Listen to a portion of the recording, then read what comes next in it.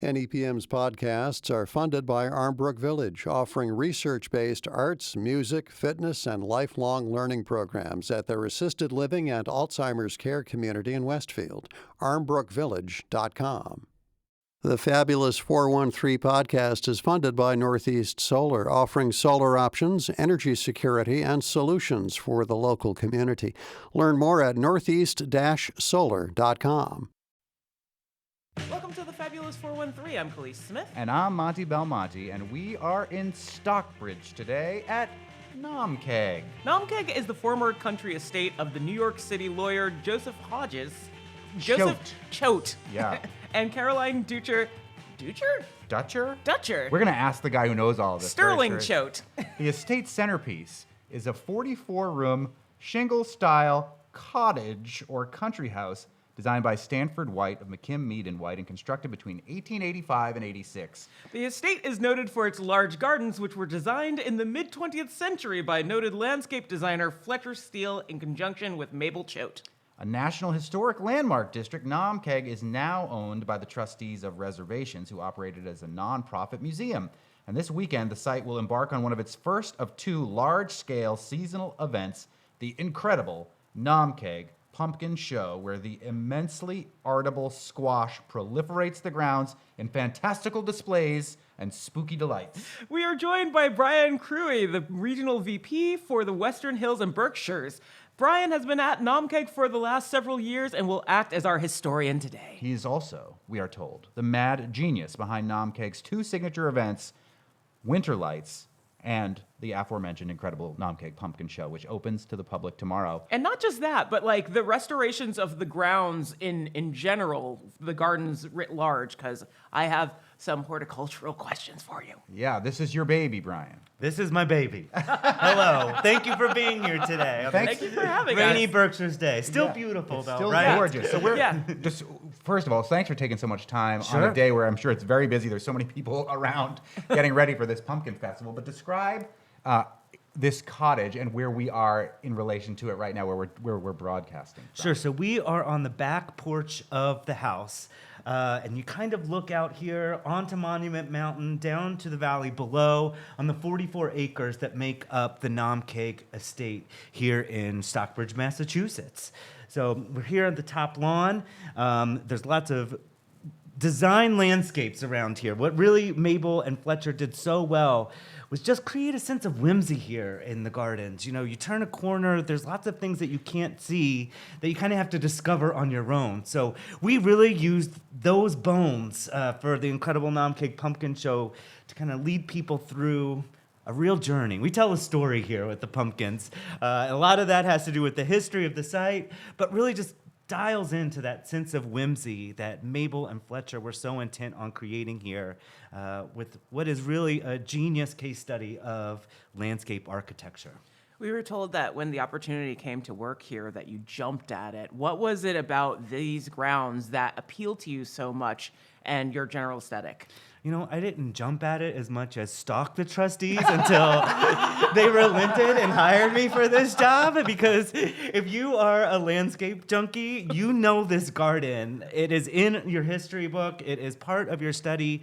And I had just kind of, you know, as being kind of an amateur horticulturist and landscape designer, had known about this garden. And when the trustees really embarked on this garden restoration, I just wanted to be a part of it so bad. So they finally relented and gave me this opportunity, and it has been the greatest of my life. I'm so grateful to be here. Well, we're going to talk a lot more about the gardens and the pumpkins in a little bit, but let's talk about the Choate family, who came from New York City to create this place that we jokingly said that they called a cottage. Not uncommon. I mean, if you go to Newport, Rhode Island, all those giant mansions that now Taylor Swift owns or whatever, were also referred to as cottages, kind of trendy in that sort of gilded era. That's right, yes. And this is considered a Gilded Age mansion, right? It is, you know, but when you go into the rooms at Naumkeag, what's a little different, I think, about, you know, this place as opposed to some of those, you know, those Newport mansions, is it feels small inside. The rooms are small.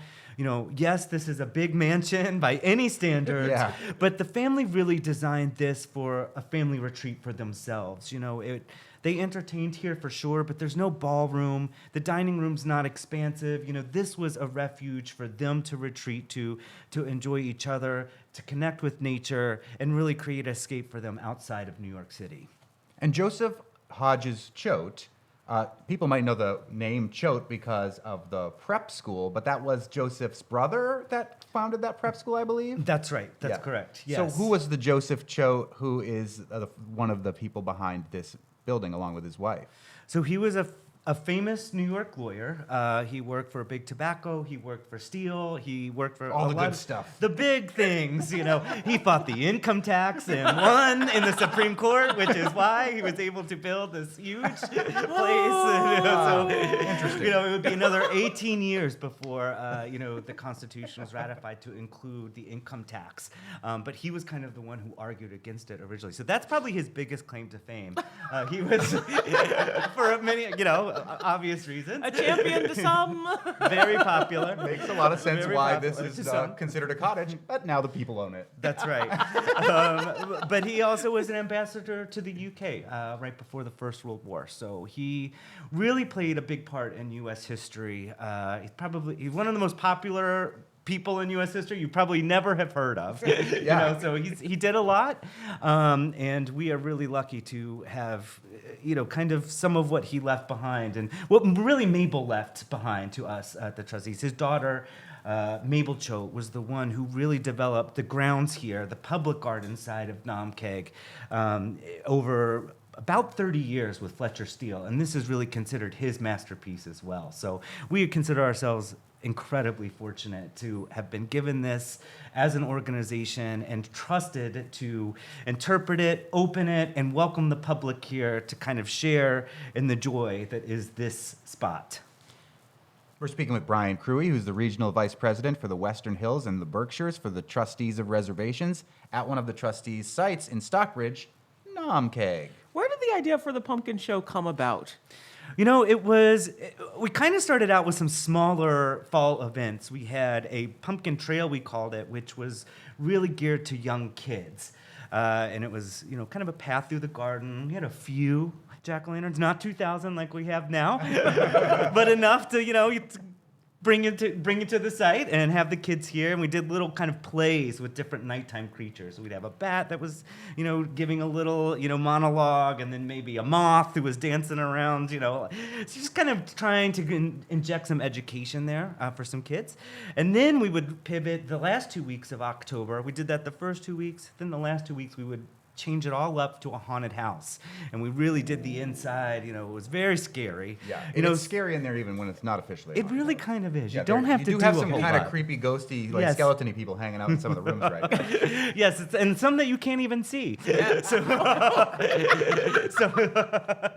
I mean, it is a large house in New England, so... Yes. However, it's a couple skeletons in the closet, probably. But no, we kind of combined those two events, because we wanted to give families an opportunity to come together. So instead of gearing something to the very young and then to kind of like that 20 to 40 crowd, we kind of combined them and all of the efforts that we were putting into those shows to create this event. And what's really great about this, and I think unique and kind of stands out in the world today, is the pumpkin show, winter lights, Naumkeag in general.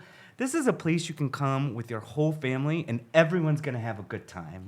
Whether it's your kids, your parents, your grandparents, a first date. We're going to tap into something that is going to connect you to this property, and you're going to have fun. And there's not a lot of places like that anymore. The pumpkin show opens to the public tomorrow. We're here at the cusp of all the hustle and bustle of putting all the pumpkins together with Brian Cruey, who is the mastermind behind this pumpkin festival. We keep mentioning the word Naumkeag. That is not something that maybe rolls off the tongue for people that don't understand the history of that word. And not something that you would expect someone who ended up the ambassador to the UK to name his estate. Or maybe you would in some sad way. Talk about the name Naumkeag and where it comes from. Sure. So it is actually an Algonquin term. So it's a native term, and that is what the indigenous people of Salem, Massachusetts, referred to that spot as, and it really means good fishing spot in that language. The Choates are from Salem, Massachusetts. So when they came out here, up from the city, that kind of familial hometown, they brought that with them. And we have Naumkeag. If you go to Salem, you will see that term around there as well. There's a couple. I think there's a high school named Naumkeag High School, or, I know this because I have Naumkeag in my Google alerts. So whenever it comes up and it's not about us, I'm like, who is this other Naumkeag out there? We're not alone. So the families from Salem, they live in New York. How do they end up in the Berkshires? How did they get this parcel of land? Yes. So Joseph Choate's law partner actually lives across the valley. You can see that partner's house through the trees. We are literally looking across the valley right now. Looking across the Imagine, valley. listener, where you are. And the looking family across would this come up gorgeous and valley. they would visit, and they would walk across the valley and picnic under this giant oak tree here. Mm-hmm. And this whole area was mostly deforested during that time. There was a large paper industry, a large charcoal industry, so trees were in high demand. And this one, which is now we estimate about 300 years old, Wow. was a favorite of the family. So when this parcel came up for sale, they took it and they started building the estate here. Speaking with Brian Cruey, the Regional Vice President for Western Hills and the Berkshires for the Trustees of the Reservation, who stalked the opportunity to become in charge of this gorgeous property, Naumkeag, here in Stockbridge. Let's talk or learn a little bit more about Mabel Choate, who is the daughter of the ambassador, Joseph Hodges Choate, who we keep mentioning, and you say is largely responsible for why this place is so gorgeous. These immaculately terraced and landscaped hills that surround the quote-unquote cottage, the little Chinese garden that we went through over there, which is now adorned with all sorts of incredible Spiders. Spider stuff for cave. Halloween. Don't go there if you have arachnophobia. Yeah, it'll be too much for you. But talk a little bit about Mabel Choate and Fletcher Steele and how they collaborated, how they came together, and how they designed this whole thing. Sure. So they met through an event at the Lenox Garden Club, which Mabel was very active in. And from there, just really struck up a friendship and a 30-year collaboration that resulted in the grounds that you see today.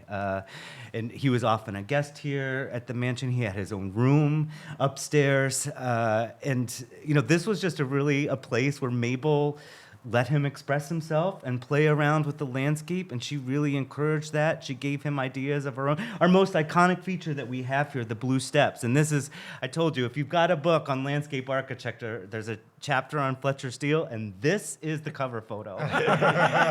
This was his answer to Mabel Choate requesting a staircase to get down to her cutting gardens, and it's very elaborate. It's very Art Deco too. What's really great about Naumkeag is it encompasses many different time periods in architecture and fashion and influence. So you get a lot of things that are kind of come together to really build this very unique place. And that that really starts not just with Mabel, but with Carolyn and Joseph before them. They were huge travelers, the whole family.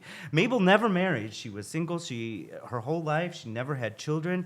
And uniquely, as a single woman, traveled the world on her own, during a time when people just didn't do that. And she went to China, to India, and really just, that also influenced the design of this place. There's, a garden here that really resembles, we call it the Italian garden or afternoon garden, because she went to Venice on a trip and loved the gondola poles so much that she really designed this garden, her first collaboration with Fletcher Steele, to create, something that is very reminiscent of if you were going down the canals of Venice.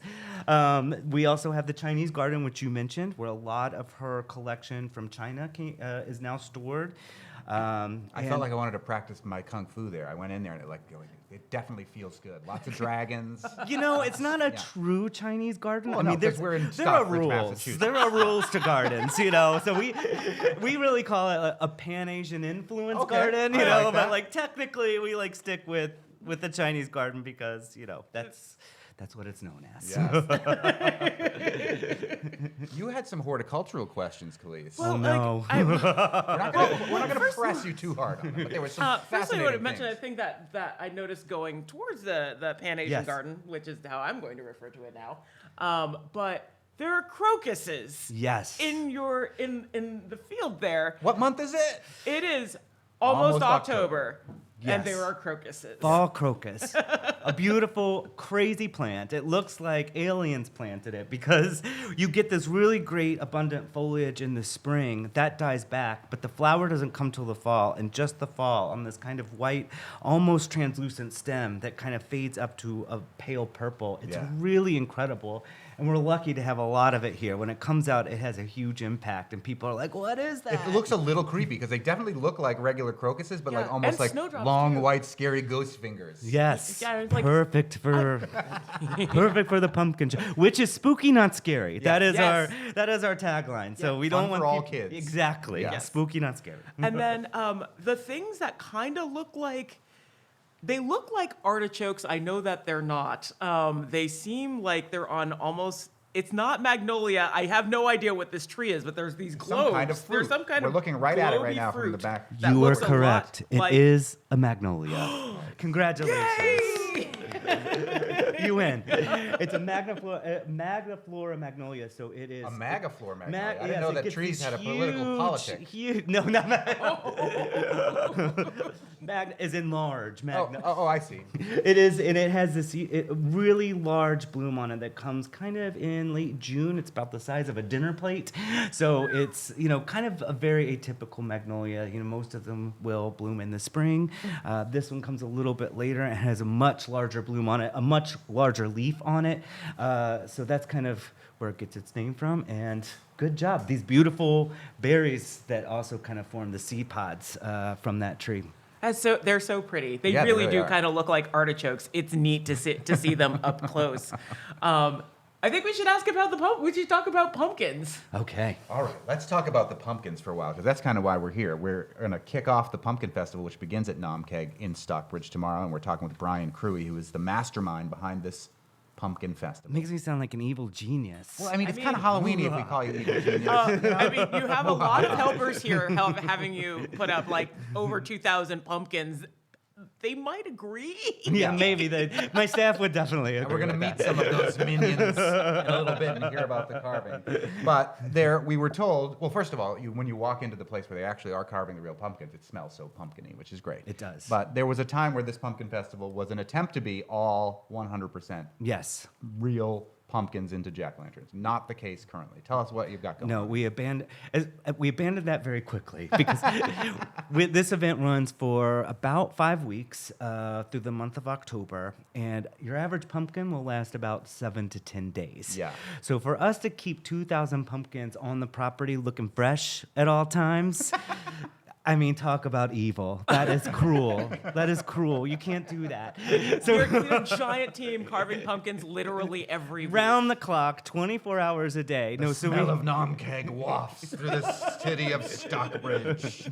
No, I don't even know if we could find that many pumpkins. So it's, we really tried to we made the transition to foam pumpkins just because we can use those year after year. In a way, it's a much more sustainable way to do it. Growing pumpkins takes a lot of resources, both human and, natural. So, this kind of lets us spend a lot of time making the pumpkin. We had to, I'm going to be very clear about this. We have to carve every fake pumpkin. It doesn't come to us laser cut. Yeah, they look like they're laser cut. They look so amazing that you would assume that a machine made these, but no. No, this is our talented staff and volunteers who are working on these. We start carving around September the 1st and really do that up until, now, Yeah. a day before we open.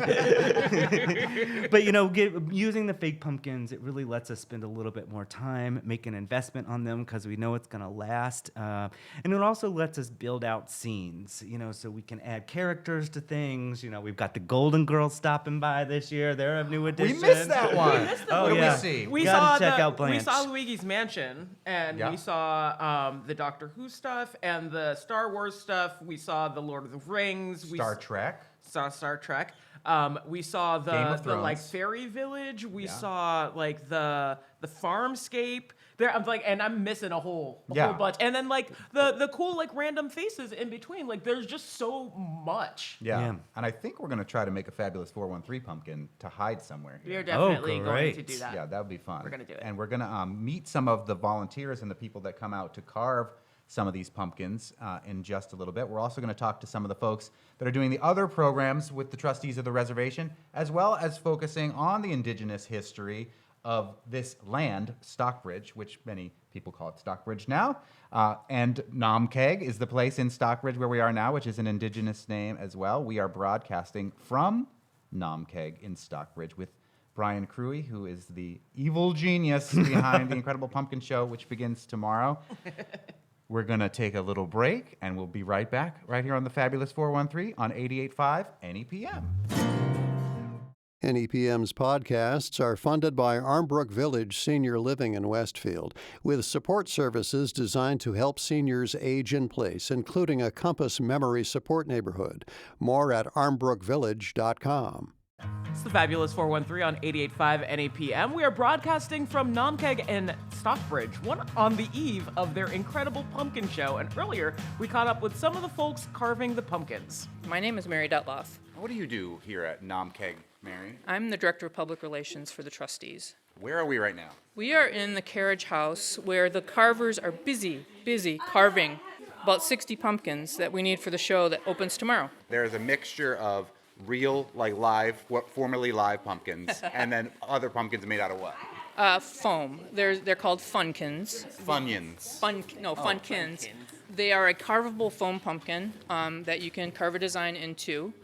That is the vast majority of the pumpkins. We reuse them from year to year, so we don't throw them out after the show. We even reuse the broken ones in the house, where we have what's called the wall of faces, which are broken pumpkins that we have salvaged, somehow. So we just try to salvage them as much as possible. In fact, sometimes they even use the broken ones to train the new carvers. Cool. So we'll keep reusing them as much as we can until we have to throw them out. So they can get used to the difference in texture between the real ones and the fake ones, because there's a little difference there. Right. So we even have a pumpkin hospital where if some of the foam ones are cracked or broken, we have people who come in and hot glue with their hot glue guns and their toothpicks and put them back together. Hot glue is magic. It is. It really is. It's kind of the best. And now, if you see a fan story come out about the Pumpkin Hospital, you'll know that I wrote it, because that's the most delightful thing ever. Well, we were going to ask if you all have time, if you wanted to carve a Fab 413 pumpkin, and we could put it out. Oh my God! What? Yeah. And then, your listeners, when they come, they could, if they find it, take a picture of it. We need to have to post get it. the logo somehow or whatever, right? Or maybe we I mean, can we come up have with our own logo. Yeah, we can figure it out. Figure it out. You just have to print it out. They just use designs, see? Well, so there appear to be 5 people carving actual pumpkins. Anybody not want to talk on the radio about your pumpkin carving? We're not gonna. And this is not gotcha journalism. This is Pumpkin Hospital and jack-o'-lantern carving. You knew who we. This is for the radio. Yeah, you knew who we were when we walked in here. So, what's your name? My name's Jane Salata. And where are you from, Jane? I live here in Lennox. Wow, and you listen to the Fabulous 413 in Lennox? We love it. Yes, I do. It's a great show. So, what are you carving right now? I am carving kind of a KO pumpkin here. This pumpkin has seen better days. So it's been in the fight. It's surviving. But it's not doing too good. So. Are you coming up with these designs, or are the designs being provided to you? They can be provided, but I take them right out of my own head. I kind of get out my unconscious whatever it is on my pumpkins here. So are you doing the traditional thing where you cut the top off and then you scoop it all out, or? Actually, the bottom gets cut out because these are illuminated from within. Yeah. We all want to be. I love that. I didn't even train her to say that. That's Cutting it from the bottom is a pro tip, though, because it's way easier to put it on top of the candle instead of trying to get your hand in there with the And candle. the aesthetics of having the stem on the top, allows you to move it easier, and you don't have to reach all the way in the same way, Yeah, you sound like you have great potential for carving. I think We're going to do it. I think you have to do that 413 compliment. What's your name and where are you from? Julie, and I'm from Lennox. How long have you been doing this pumpkin carving with Naumkeag here? The pumpkin part carving, probably about 3 years. But I'm working on a special project with the curator here, and I'm going through all of the books in the house, of Wow. which there are 2,000 plus. Is it more tedious to go through all the books or to carve pumpkins? Carving pumpkins. What happens with all the innards from the pumpkins that are being carved? Feed them to the sheep. Nice. You're making soup with some of that? Okay, I'm going to come over. What's your name and where are you from? My name is Lynn Lemire, and I'm originally from New Jersey. Just moved up here about a month and a half ago. You already got roped in. You already have the trustees sweatshirt on who are in charge of Naumkeag here and are arm deep into the bottom of a pumpkin. Yep. This is your first year doing it. Yes, it is. Not my first rodeo with pumpkins. Yeah. What was your pumpkin experience previous? Running an event called the Witches Ball in Mount Holly, New Jersey. So now I'm here with Pumpkin Show. And you freestyling pumpkins too? Right now I'm gutting them. So you do all the gutting and other people do the Gutting. carving? Right now. Yeah. Then you After switch they're all. off? Yeah. What's your name? Julie. And you've been doing this for 10 years? Yeah, I've been working for the trustees for that long. Yeah, and so you can tell I'm all set. I have the outfit, the poncho, Yeah. the. Preferable knife use? Like another pro tip? Like what's the best Well, pumpkin carving I knife? save these. This is my knives. Your personal knives? Yeah, and after we do the last carve, I put them away in my house, so they're special. How many pumpkins do you think you carve for this show in the course of a season? Oh my gosh, I'm usually here every week doing this. Hundreds. No, but I would say 40. 40. That's still a lot. Over the years? No, not over the years. In a season, I would say. So that's maybe. 400 in the grand. Yeah. That's a lot. Maybe that's too much. No, I believe it. If you've been doing this for 10 All years, probably right, so carve/gut. So sometimes I just gut. So when my friend comes, she can, just carve. Yeah. Yeah. It's a good operation. Yeah. Where do the pumpkins that are being carved come from? A local farm here in Stockbridge, I believe. Tap Farm and Housatonic. Good What's to your know. name? Tyler. Tyler, where are you from? Tyler Gregory. I'm from Pittsfield, and I'm the facility specialist here at Naumkeag. You are at the immaculately printed whiteboard where the penmanship is great. I want to ask what the light S's up there are, but I don't have my beep noise with me while we're on the road here. Those are shifters. Light shifters. What are those? That's the porta potties. I see. So it gets pretty dark at light, so we run string lights through the porta potty, so it's just enough lighting, so You can see, so you don't have so to. you don't have to you can miss. see, so you don't see enough. Ignorance is bliss. You've got things on here like Fairy Village and pumpkins, farm fence and UFO. These Farm fence, UFO, everything has its own kind of like weird, odd name. Everything at Naumkeag has a name, and every sort of element we have for the pumpkin show has a name, and usually it's just kind of made up, and we just kind of roll with it throughout the year. You got a lot of crossing off to do before this opens up tomorrow. This is only half the list. Well, good luck to you. Thanks to all the trustee members, volunteers, and workers who let us crash their pumpkin carving space, because we're totally going back and making a 413 pumpkin and letting them hide it somewhere. Take a picture with it and send it to us if you locate it. More with the folks from Naumkeag coming up with Amanda Duquette, Kendra Knisley, and Mary Detloff as they all get ready for the incredible Naumkeag Pumpkin Show. You are listening to the Fabulous 413 on 88.5 NEPM. Welcome back to the Fabulous 413, live from Naumkeag in Stockbridge, where they're gearing up for the incredible Naumkeag Pumpkin Show, which opens tomorrow and runs through the end of October. We're now joined by Kendra Knisley. Kendra is Naumkeag's newish education manager for the Berkshires. We'll learn all about Naumkeag's Mission House and their partnership with area tribes to make sure that the Native American story about Stockbridge is told at Mission House, which is such a cool thing. Is that new? Thank you all. Also, hey, thanks for joining us. Oh, thank you for having me. Our partnership with the tribe, the Stockbridge Muncie Band, has gone back for about 4 or 5 years now. I think even longer than that, really, with the repatriation project that we've been doing, but really geared up sort of the pandemic era. And in 2021, we opened a new exhibit at the Mission House, which was originally called Mohican Miles. Now it's got a new name. It's called Our Lands, Our Home, Our Heart. And that's actually created by the Stockbridge Muncie Tribes Historic Preservation Office. So that's a little bit newish, but... Where is that? Where is this Mission House? The Mission House is not far from where we're at right now. So it's at not on the Naumkeag. campus of Naumkeag. No, if all these trees weren't in the way, you'd be able to see it from here. So give us a couple of months and we might be able to kind of make it out. Yeah, in the winter, you might see it down there. It's about half a mile from here, right down Main Street, Stockbridge. Tell us about how that relationship came about. We actually got to talk with Images Cinema. They have in Williamstown. They have a great relationship with the Stockbridge Muncie people that were forcibly moved out of this area to where they moved Wisconsin. They're in Wisconsin, Yeah. Buller, Wisconsin is the seat of their government today. There's tribal members all across the country here. It started with a repatriation effort, and our curator, Mark Wilson, who's now in a statewide role, worked really closely with the tribe to make sure that all of those important items that belong in Wisconsin are now in Wisconsin. And actually, just a couple weeks ago, we completed the giving that back to the tribe. All of the objects now are officially in the ownership of the tribe, who have their own library museum on their reservation.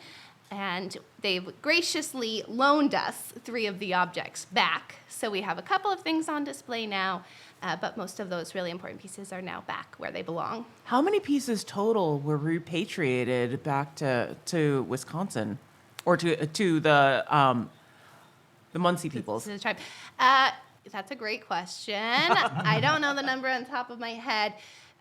It was such a wide range of things that we used to have. Where that exhibit I mentioned is now used to be called the Indian Museum, and that had displays of arrowheads and other tools and things. And there was a really problematic wigwam and like a dress-up station. That's been gone for a while now, but back when I first started here in 2011, that was what it was like. And so all of those sort of small pieces added up to a lot, but then there were also some really important pieces, a few that relate or belong to a very important tribal sachem of the 19th century named John Quinney. One of my favorites was his cane sword. That looked like a cane, and then you whip out your sword. He was a great diplomat for the tribe, helped them to secure their new home in Wisconsin. And that was one of the things that went back a few years ago, the things with a really strong, it belonged to this member sort of collection. And then now, as the NAGPRA rules are changing, and we just really want to make sure we're doing the right thing with that, all of those other objects have also gone back to the tribe. What are some of the things that the tribe has lent back to the museum that we could see if we come here now, or to the Pumpkin Festival, or to take a tour of the area near Naumkeag? Yeah. Kendra Knisley, the education manager for the Berkshires for the Trustees of Reservations. So we have 3 objects that they've given us back, loaned back to us, I should say. There is a conch shell, which was, the town would pay one of the tribal members to blow it, and that was sort of the call to prayer to the meeting house. That's really cool. So that's great to have. There is a beaver effigy bowl that we have. And there's one other object that I'm struggling to remember what it is right now. But You can come in and visit it. We Yeah, have to leave come a see little for bit yourself. leave a little bit of mystery for them to come and discover on their own. Are there other indigenous peoples that Mission House is working with for the grounds at Naumkeag? At this time, there is not. The Stockbridge Massachusetts, they're the Mohican people. They were really the tribe in this area for 10, 12,000 years before this time. So at some of our other trustee sites across the state, they're working closely with the communities that are represented there. For us, we've really worked hard with the Stockbridge Muncie. And we're certainly open to other collaborations, but that makes the most sense for us. What are some of the other things educationally that you're doing through Mission House or beyond with your role as the education manager here? We do a lot of school groups at the Mission House.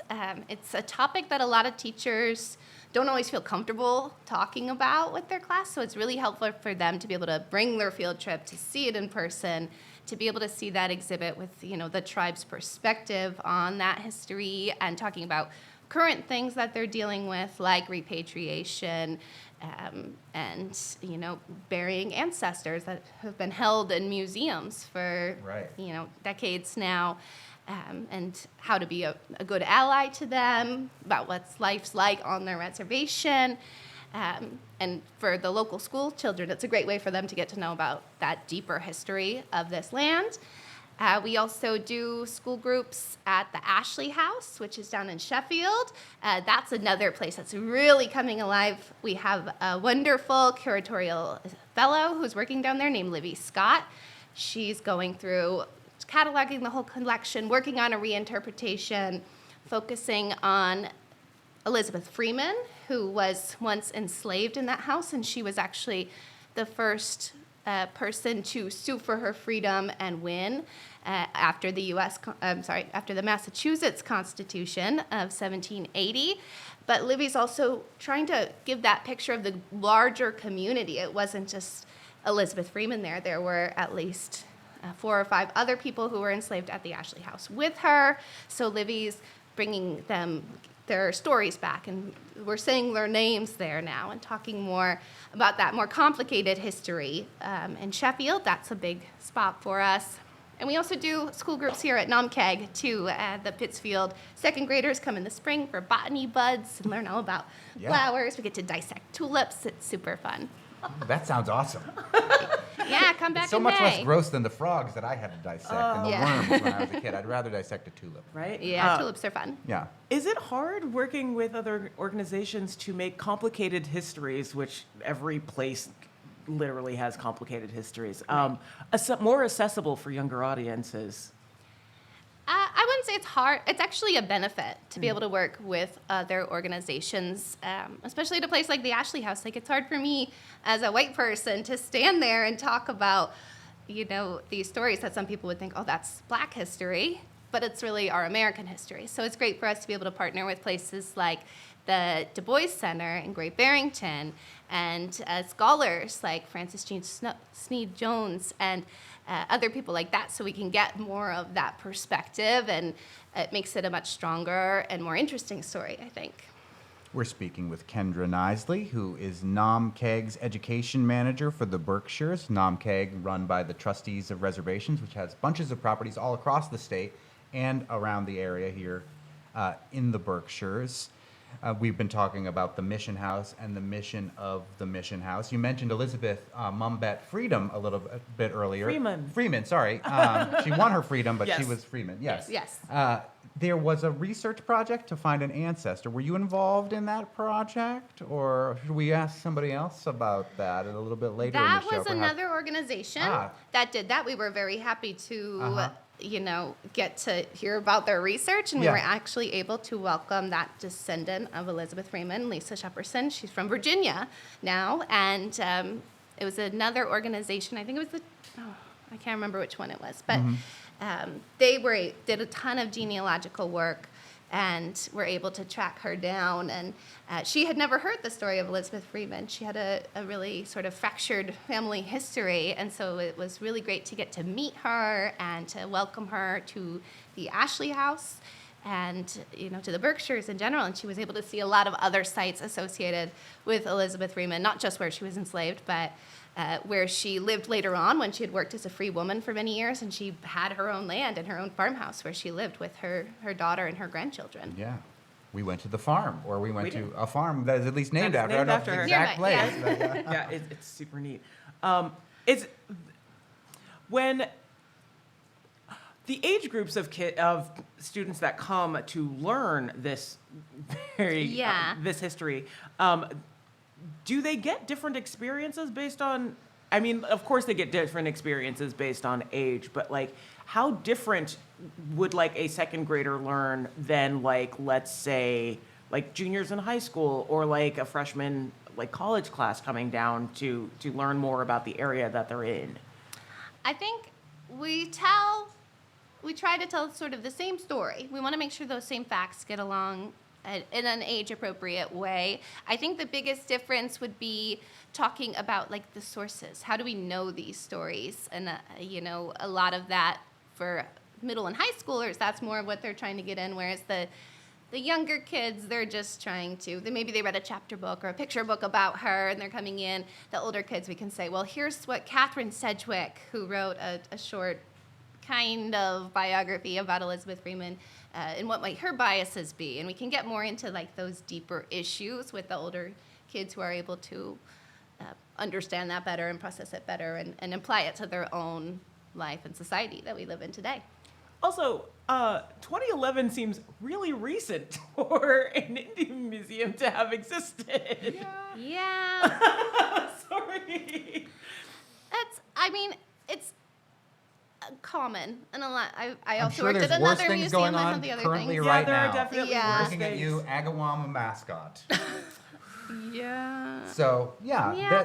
we all learn. We Yeah. should all learn. Oh And yeah. we learn in oh our no, time. it's not We a do. condemnation. It's just sort of like, oh wow, that's really recent. Like I think people don't necessarily understand, even with the things that are trying to be changed Yeah. right now, like how recent some of these changes and some of these adjustments really have started to happen. Like Yeah. that's within the last 15 years that this change has happened. Totally. So It's been a like, huge change. Yeah. You're right. Yeah, at both sites, really. The way the Ashley House, you would come and you would hear about Colonel Ashley and what a great patriot he was in the Revolution. And some people even used to make up stories and say, "Oh, well, he was really behind the case. It wasn't Elizabeth Freeman who came up with this case," which is so ridiculous.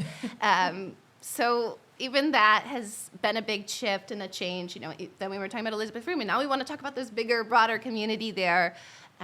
Same thing at the Mission House. We have made lots of mistakes in the past. We can look back and cringe at the things that have happened before, but we try to focus on going forward, building those relationships, telling those stories, and trying to give a true and accurate version of it. you can diversify your history the same way you would a garden. It doesn't have to be a monoculture. Right. Absolutely. Kendra Knisley, before we let you go, back to your work with Mission House, which is not you're working on right now. When we met you, you were on a ladder. You're putting Yes. faces on a You were wall. putting faces on a wall. Yeah, we're Where building sockets. The Yeah. incredible Pumpkin Festival begins at Naumkeag tomorrow, and we heard that foam pumpkins are the pumpkin du jour, so that it doesn't stink the place up and so that things look fresh and great, and they're all lit up, and it is a huge endeavor to make it happen.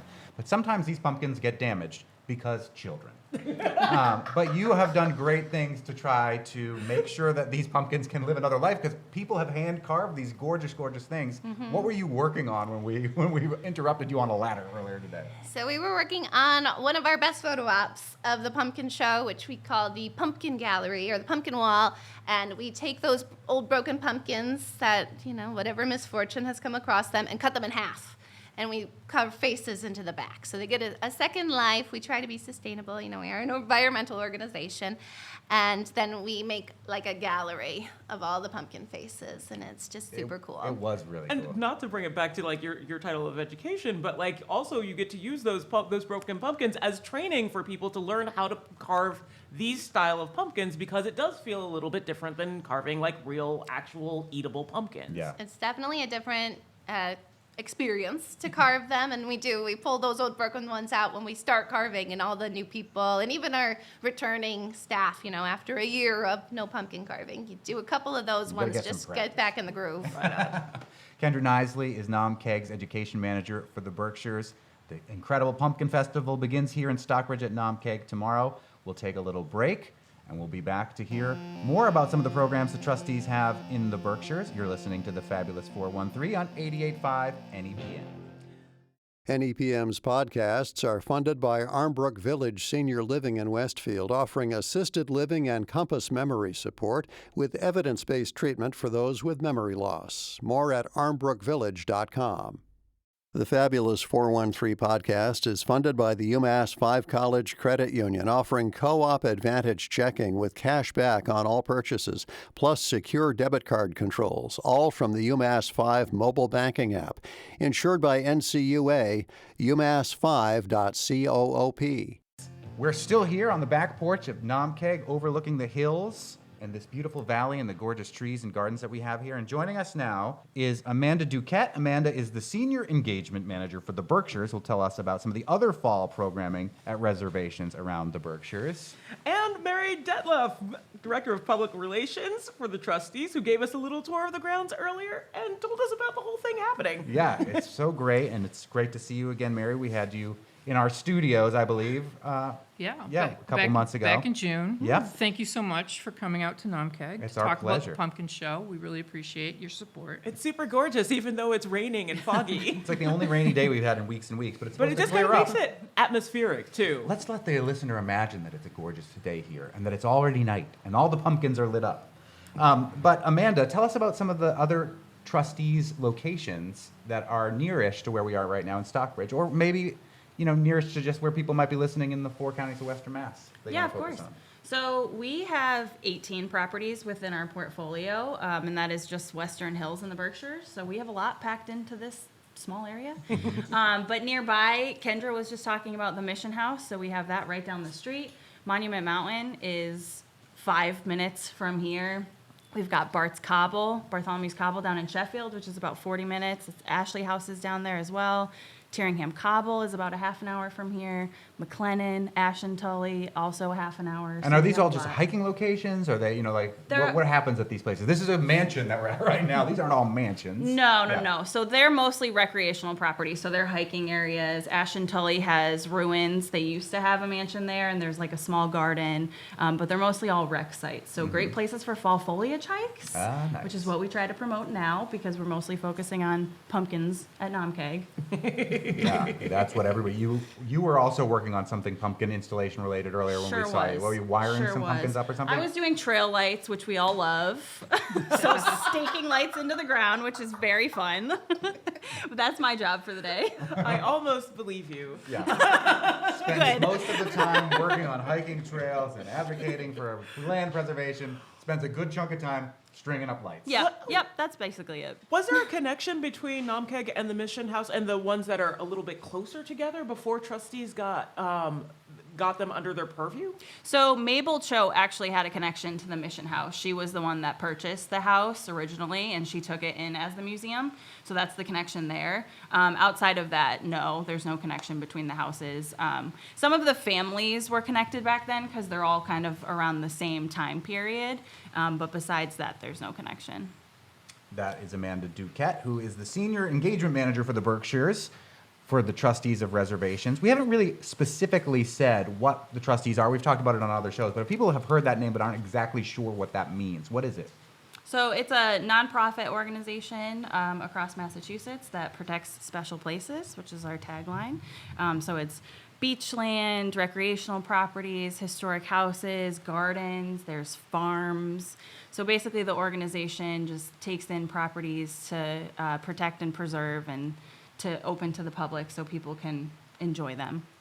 Do other of these properties have as extensive, say, fall programming or winter programming as a place like Naumkeag? Or are there anything exciting to look forward to at some of the other properties in the area for what's coming up seasonally? So not in the area. We do have a couple other trustees sites across the state. There's Long Hill and Beverly, which does Halloween on the Hill. In our area, we don't have anything else really going on here. We have a partnership with Adventure East, which is an environmental outdoor adventure organization in Sunderland. So we're working with them for the second year, and they're doing some guided fall foliage hikes at some of our properties and some full moon hikes up at Notchview. You don't even have to install lights or No. decorations for that. The Just fall use foliage comes on nature. its own. Yeah, The I know, moon right? the moon comes out when it's gonna. Yep. And not to throw down or sow seeds of division, but we did hear that this pumpkin show is a little better. I mean, Than the I'm not Beverly going to one. say that. Yeah, I would never say Are that. you listening, Beverly? Close your ears, Long Hill. We wouldn't say anything like that in front of the Director of Public Relations for the Trustees of Reservations, who's also here and who gave us a wonderful tour earlier, Mary Detloff. Everyone's pretty. Yes. Thanks for that, first of all. And second of all, I couldn't help but resist. I know that we always focus on the fabulous 4 and 3 and 4 and 3 related things, but so many people from here go to the ocean. It is the one thing that we are missing in Western Mass that I wish we actually had, and maybe with global warming, someday we will. Oh my God. There was a little bit of news about one of the beaches that is under the auspices of the Trustees of Reservations in Ipswich because sharks.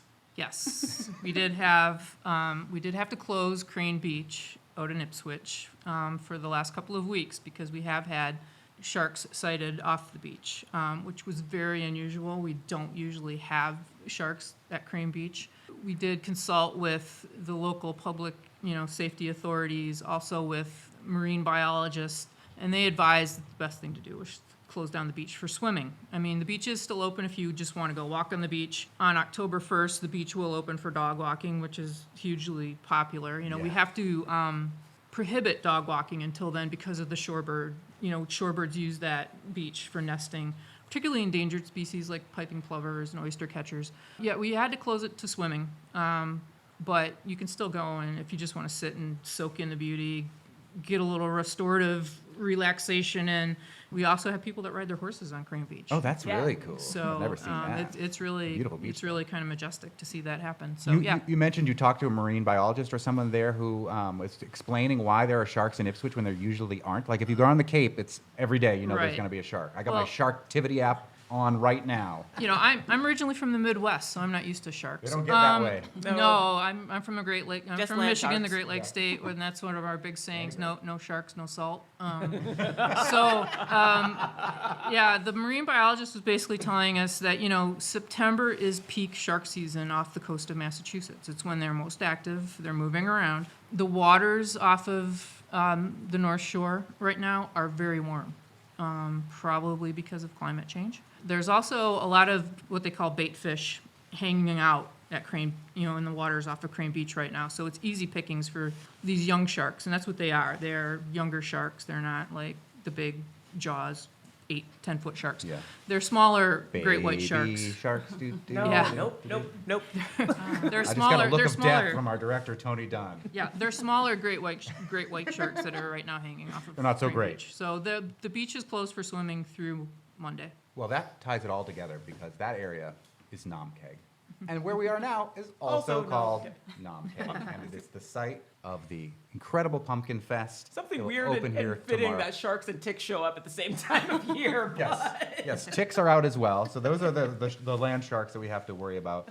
Mary Detloff, Director of Public Relations for the Trustees of Reservations. Thank you so much for giving us this tour, for introducing us to Brian Cruey, who you had nothing but wonderful things to say about his mad genius and how much work he puts into doing this. He has to turn over this festival how quickly between the end of the Pumpkin Festival and the beginning of Winter Lights? The pumpkin show, he tears it down, and Brian and his crew here will tear it down in about 2 days. 2 to 3 days. 2 to 3 days, and then they start stringing lights for Winter Lights, which opens in late November. Yep. And runs through the month of December into the first part of January. And your listeners, I'll tell you, if you have not been out to Naumkeag for Winter Lights, you should come. It is absolutely stunning. Well, we're gonna try and make it happen. Yeah. So And Amanda Duquette, are you going to have to take all of the lights down that you just put up? Yep. your second favorite part of the job. Second favorite is Yeah. tearing it all down. Amanda Duquette, the Senior Engagement Manager for the Berkshires for the Trustees of the Reservations here at Naumkeag. Thank you, everybody here at Naumkeag. Thank you both so much. It's been so beautiful to see all the pumpkins and everything. On the next Fabulous 413, we'll say farewell to the Doctor of Rock, say hello to Chris Matthews, who plays at the Iron Horse, and check out some photographs at R. Michelson Gallery. I'm Monty Belmonte. I'm Cruey Smith. We'll talk to you tomorrow on the Fabulous 413.